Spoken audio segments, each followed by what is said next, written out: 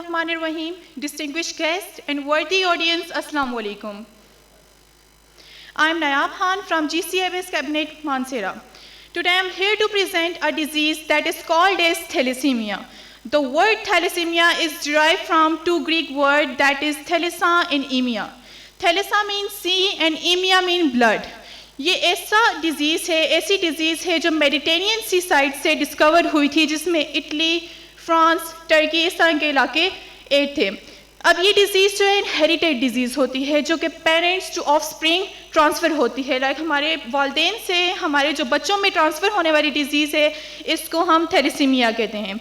अब ये inherited disease होती है, इसमें हमारी बॉडी के अंदर हीमोग्लोबिन होता है, जो कि हमारी बॉडी में ब्लड की प्रोडक्शन करता है, ब्लड को कलर देता है। अब उस पेशेंट के अंदर जो है हीमोग्लोबिन की क्वांटिटी कम होगी, हीमोग्लोबिन ही नहीं बन रहा होगा, और वो जब उसको कलर ही नहीं देगा तो वो पेशेंट किस तरीके से सर्वाइव करेगा।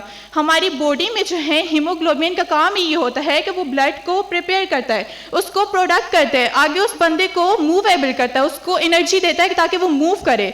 और जो थैलेसीमिक पेशेंट होता है, एक तो उसकी एज कम होती है, दूसरा उसके अंदर जो है थैलेसीमिया होता है, उसको थैलेसीमिया की वजह से जो है वो इस बीमारी के साथ जो है इसको फेस नहीं कर पाता।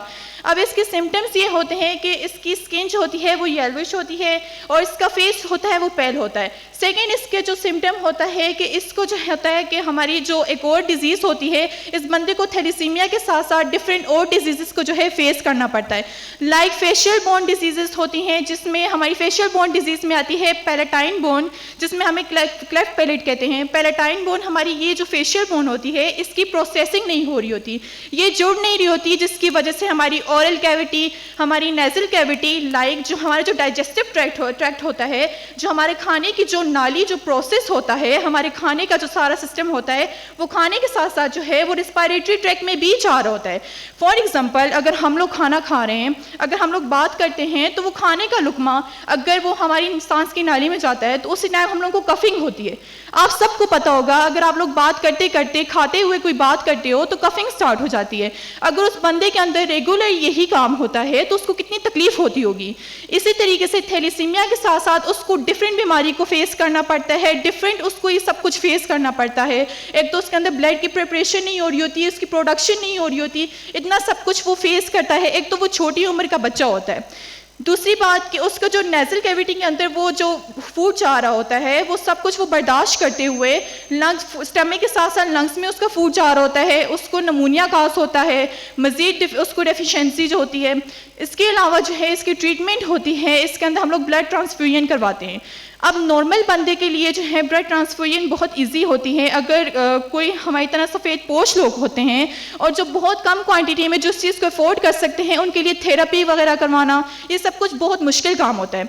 ठीक है, अब जिस तरीके से ब्लड ट्रांसफ्यूजन ऐसे बच्चों में शुरू के मिकदार में ब्लड ट्रांसफ्यूजन करवाना ये बहुत ईजी होता है, उनको इतने ब्लड की ज़रूरत नहीं होती। But it the passage of time उनको बहुत ज़्यादा ब्लड की ज़रूरत होती है, क्योंकि वो लोग सर्वाइव नहीं कर पाते हैं, उनके अंदर हीमोग्लोबिन नहीं बन रहा होता, उनको ज़्यादा से ज़्यादा ब्लड की ज़रूरत होती है। इनके लिए जितनी भी हमारी ट्रीटमेंट होती हैं वो परमानेंट नहीं हो सकती, उनको टेम्परेरी ट्रीटमेंट देके उनको चंद जो ज़िंदगी के लम्हात होते हैं वो गुजार सकते हैं, बट उनको परमानेंट कोई भी ट्रीटमेंट नहीं दे सकते हम लोग। उनको ब्लड देंगे, वो कुछ अर्सा चलेंगे, मतलब 3 से 4 साल, फिर ब्लड देंगे, क्योंकि हमारी जो बॉडी होती है वो किसी और के ब्लड सेल पे इतना अरसा नहीं चल सकती।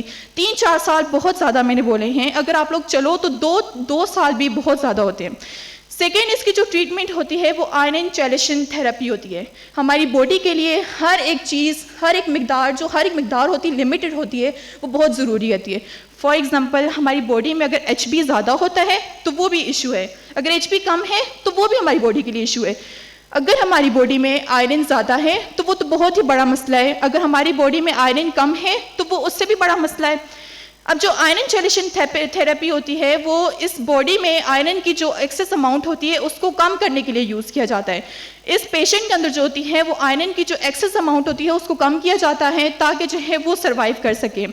अब जो मैंने ट्रीटमेंट बताई हैं, ये उन गरीब बच्चों के लिए बहुत मुश्किल होती है, बहुत ही ज़्यादा मुश्किल। अगर वो उस ब्लड की बोतल को अरेंज करते हैं ना, तो वो भी उनके लिए बहुत मुश्किल होता है। ये अमीर घराने के लोगों के लिए बहुत ईजी है, थेरेपी करवाना और ब्लड ट्रांसफ्यूजन और बड़े काम करना। उन बच्चों के लिए, उन मासूमों के लिए जो सड़कों पे घूम रहे हैं, वो इस तरह की थेरेपी क्या अफोर्ड कर सकते हैं? कभी नहीं। आप लोगों को ये सब कुछ बताने का मकसद ये है कि आप लोग क्या कर सकते हो। जस्ट उनके लिए चैरिटी करो, उनके लिए ब्लड दो। आप लोगों के लिए ये सदका जारी है और आप लोगों के लिए इसमें स्वाब भी होगा, और आपकी बॉडी के लिए ये है कि आपको कभी फॉलिज नहीं होगा, कभी आपको हार्ट अटैक नहीं होगा। आपकी बॉडी में जिस तरीके से हजामा है वो सवाब है, सुन्नत है। अगर आप लोग अपनी बॉडी में से वो एक्सेस अमाउंट ही निकाल रहे हो ना, जो डीऑक्सीजनेटेड ब्लड है वो ही नहीं करा है, तो अगर आप उसको डोनेट कर दो तो वो स्वाब होगा। आप लोगों के लिए भी, उन बच्चों को भी जो है उसका फ़ायदा होगा। इस सब का मकसद ही है। इसकी प्रिकॉशनरी मेजरमेंट्स ये हो सकती हैं कि बिफोर मैरिज आप लोग इसका ट्रीटमेंट करवाएं, क्योंकि ये इनहेरिटेड डिजीज है, पेरेंट्स टू ऑफस्प्रिंग स्प्रेड होता है। तो बच्चों के लिए ये चीज़ बेहतर है कि आप लोग मैरिज से पहले इस चीज़ का टेस्ट करवाएं, क्योंकि आगे हमारी नस्लें अगर इस चीज़ से बचेंगी तो पूरा पाकिस्तान सेफ होगा। और आप सबके लिए यही मैसेज है कि ज़्यादा से ज़्यादा चैरिटी करें और इन बच्चों को जो है ब्लड डोनेट करें। Thank you all for your patience. Thank you.